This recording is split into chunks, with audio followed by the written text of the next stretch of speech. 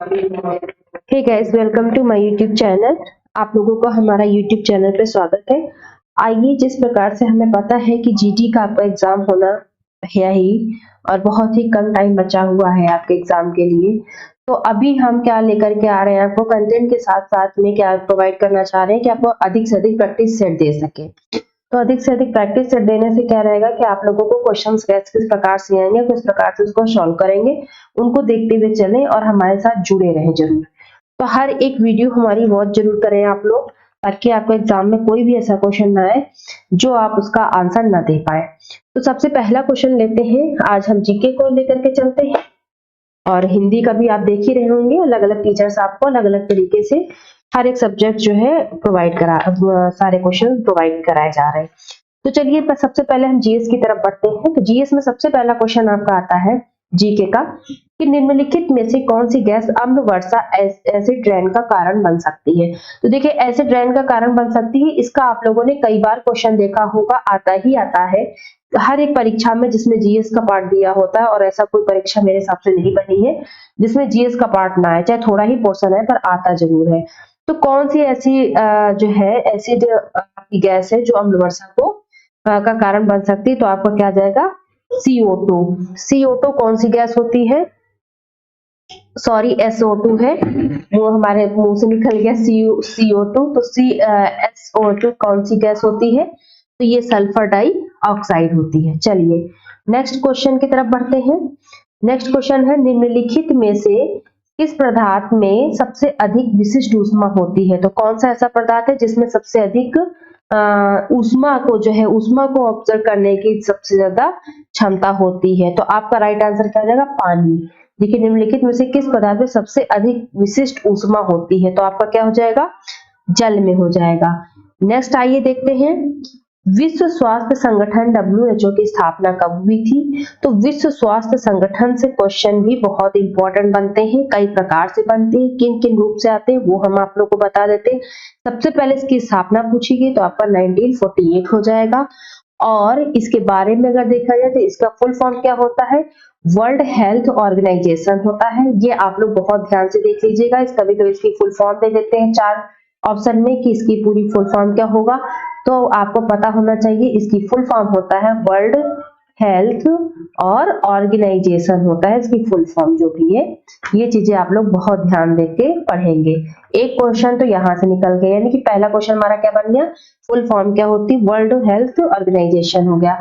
फिर इसका दूसरा क्वेश्चन जो कि यहाँ पे दिया ही हुआ है, कब इसका स्थापना हुई, तो 1948 में हुई। एंड सेकेंड क्वेश्चन आपका यहाँ से निकल के यह बनता है कि इसका मुख्यालय कहाँ पर है। अगर इसका मुख्यालय पूछा जाएगा तो आपका इसका मुख्यालय आता है जिनेवा में। और जिनेवा कहाँ पर है, कौन सी जगह है, तो ये आपका आता है स्विट्जरलैंड में है। जिनेवा जो है ये कहाँ पर है, स्विट्जरलैंड में है। तो ये चीजें बहुत ध्यान देंगे कि ये है कहाँ पे और कहाँ पर इसका मुख्यालय है। तो ये सब बहुत ध्यान दे करके आप लोग एग्जाम में बैठेंगे। तो स्विट्जरलैंड, और बाद में आता है कि भारत में कहाँ है। अगर इसका मुख्यालय पूछे तो जिनेवा स्विट्जरलैंड आ जाएगी, लेकिन अगर WHO का भारत में कहाँ पर इसका मुख्यालय है तो आपका आ जाएगा दिल्ली।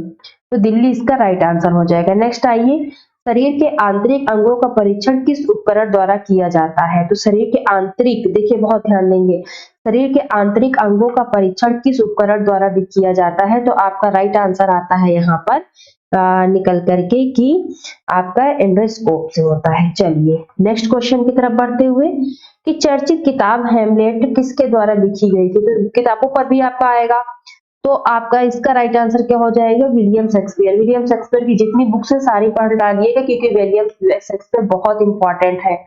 फिर नेक्स्ट आइए, उबेर कप का संबंध किससे है। तो उबेर कप का संबंध देखिए विश्व बैडमिंटन महिला से है, यानी कि विश्व जो बैडमिंटन का कंपटीशन होता है, गेम का होता है आपका, तो उसमें महिला कंपटीशन से दिया गया। ये भी बहुत पूछा जाता है कि उबेर कप का संबंध किससे, उबेर कप किस प्रकार की विजेताओं को मिलता है। फिर आइए, सिंधु घाटी सभ्यता की लिपि के जो सोर्सेस मिले हैं उसको ज्ञात करते हैं, किससे पता चलता है कि जो इसके सोर्सेस मिले हैं, आभूषणों में लिखा हुआ मिला है या फिर मोहरों में मिला है, मूर्तियों से पता चलता है, खिलौनों से होता है। तो मोहरों पे जो मोहरें बनी हुई थी उन पे जो छाप थे, तो वहां पे इसकी लिपि का जो है इसके छाप के सोर्सेस मिले हैं। और सबसे पहले क्या था कि ये लोग उर्दू की तरह लिखते हैं, यानी कि जिस प्रकार से हम लोग दाईं से बाईं ओर लिखते हैं, लोग बाईं से दाईं ओर लिखते हैं, और अभी तक ये लिपि पढ़ी नहीं जा सकी है। जो भी इसकी लिखावट थी, ये भी एक इसकी 2-3 क्वेश्चन इससे इस तरीके के निकल के आते हैं। फिर नेक्स्ट आइए, कौटिल्य का संबंध निम्नलिखित में से किस विश्वविद्यालय से था? तो ये भी बहुत पूछा गया है कि कौटिल्य का संबंध निम्नलिखित में से किस विश्वविद्यालय से था? तो आपका राइट आंसर आ जाएगा यहाँ पर तक्षशिला।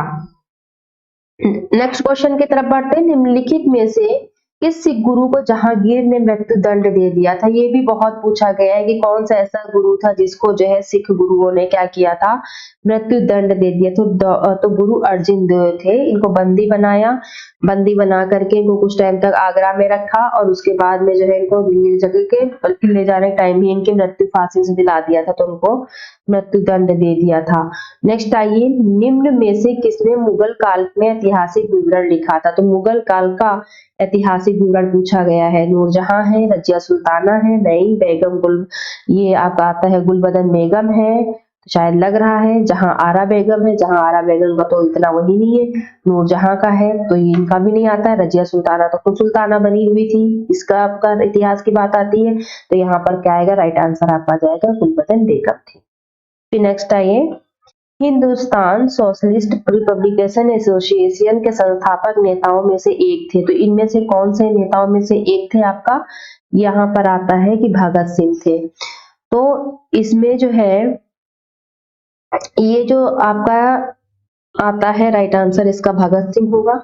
फिर आगे नेक्स्ट की तरफ बढ़ते हैं। अगस्त 1932 के रैमजे मैकडोनाल्ड के सांप्रदायिक पंचायत द्वारा पहली बार एक पृथक निर्वाचक समूह बनाया गया था।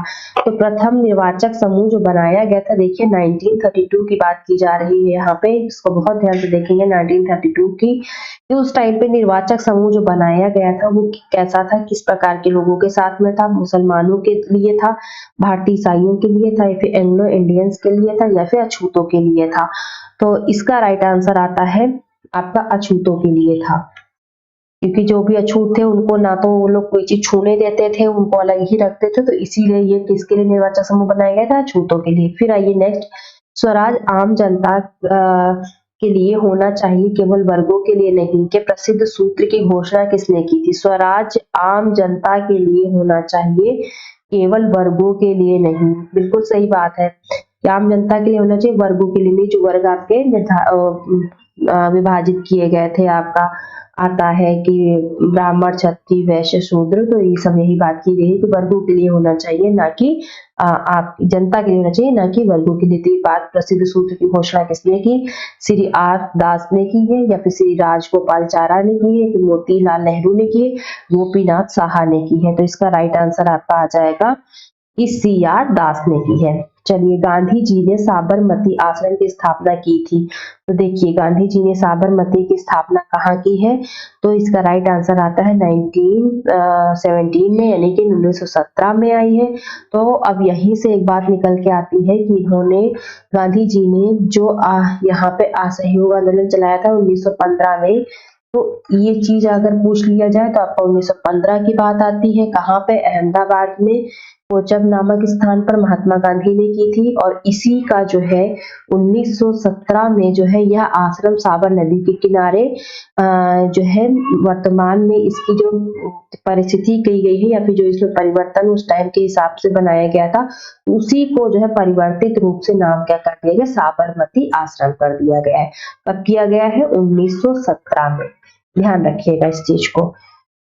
फिर आइए, सीए टायर्स के ब्रांड एम्बेसडर के रूप में किसे नियुक्त किया गया है? तो पहले कौन थे? आमिर खान थे।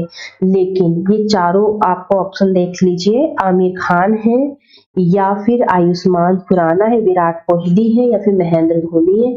तो यहाँ पे ये चारों ऑप्शन आज के हिसाब से गलत है, इनमें से कोई भी नहीं होंगे, ये चारों में से कोई भी नहीं ऑप्शन है।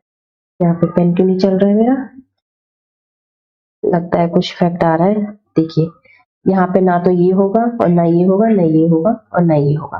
तो क्या हो जाएगा यहाँ पर? इसका राइट आंसर क्या आ जाएगा आपका? आपका राइट आंसर इसका निकल करके आता है कार्तिक शिव कुमार। और यहाँ पर कार्तिक शिव कुमार। इनमें से ये ऑप्शन नहीं है, तो ये चीज ध्यान रखिएगा। प्रेजेंट टाइम पे कार्तिक सुकुमार है। चलिए नेक्स्ट पढ़ते हैं, देश का पहला मेडिकल डिवाइस पार्क किस राज्य में? मेडिकल डिवाइस पार्क की बात की जा रही है। क्वेश्चन को बहुत ध्यान से पढ़ेंगे तब आंसर की तरफ बढ़ते हैं। तो केरल में है, कर्नाटक में है, तमिलनाडु में या फिर हरियाणा में है। तो इसका आंसर आपका आता है ए, ये केरल में है। फिर नेक्स्ट आते हैं, विश्व जोखिम सूचकांक WRI 2020 में भारत की रैंक क्या है? भारत की रैंक पूछी जा रही है क्या है? तो भारत की रैंक आपकी आती है यहाँ पर 89, यानी कि 89 वहां जो भी है आपका वो होगा आंसर।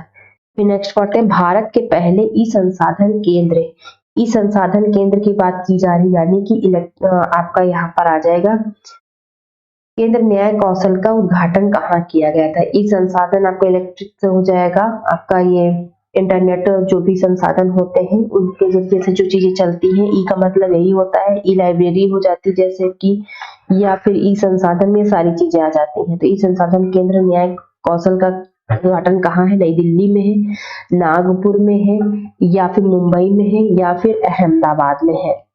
तो इसका राइट आंसर आपका क्या आ जाएगा? राइट आंसर निकल के आएगा नागपुर में है। कहाँ पर है? नागपुर में राइट आंसर। फिर नेक्स्ट बढ़ते हैं कि हाल ही में भारतीय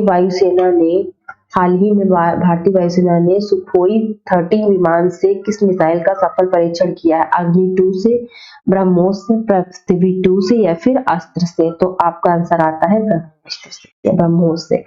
फिर आइए लास्ट क्वेश्चन की तरफ बढ़ते हैं, अंग्रेजों ने भारत में अप्रत्यक्ष चुनाव की प्रणाली पहली बार निम्नलिखित में से किस अधिनियम द्वारा प्रारंभ की थी? पहली बार अप्रत्यक्ष प्रणाली की बात की जा रही, प्रत्यक्ष रूप से चुनाव प्रणाली की नहीं कि सामने से जाकर के आपने वोट दिया। अप्रत्यक्ष में क्या होता है कि आपके चयनित जो अध्यक्ष होते हैं, नेता होते हैं, पहले हम उनको चयन करते हैं, उसके बाद में जो है वो एक जो वोट देता है अप्रत्यक्ष रूप से, जो एक नेता जिसको चयन करते हैं वो वोट देता है, तो वो उसको कहते हैं कि उसके वोट इतने बराबर होता है।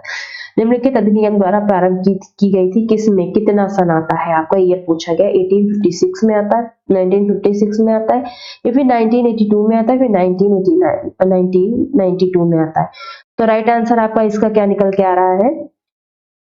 यहाँ पर होगा 1892 में राइट आंसर हो जाएगा। तो ये 20 क्वेश्चंस अभी हमने प्रोवाइड करा दिए हैं आप लोगों के लिए, और इसके बाद में 20 क्वेश्चंस अभी और वीडियो अपलोड हम कर रहे हैं। तो आप लोग जुड़े रहिए, बस सारी की सारी वीडियो वॉच करिए ताकि आप लोग के एग्जाम में हम लोग कुछ आपकी हेल्प कर सके और आपका सिलेक्शन हमारी सफलता होगी। तब तक के लिए जुड़े रहें। थैंक यू, धन्यवाद।